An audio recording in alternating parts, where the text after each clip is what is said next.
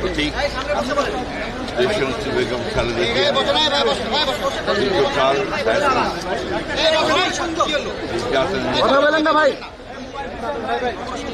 কারাবন্দী থাকার পরে দেশ ফেসলা মুক্ত দেওয়ার পরে বিদেশে যুক্তরাজ্যে চিকিৎসার জন্য গিয়েছিলেন। সেখানে প্রায় 4 মাস চিকিৎসা শেষে তিনি আজকে দেশে ফিরে এসেছেন। এটা আমাদের জন্য করে জাতির জন্য আজকে আনন্দের দিন।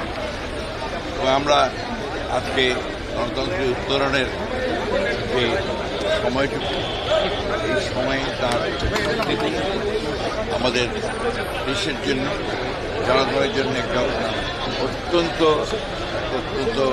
উল্লেখযোগ্য দিক।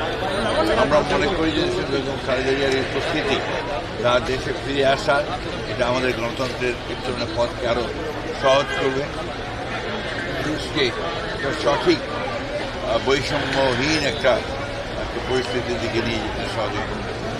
দেশনেত্রী বেগম খালেদা জিয়া যেন অত্যন্ত সেফলি এখানে দেশে এসে পৌঁছতে পারেন, সেই জন্য দোয়া করছি।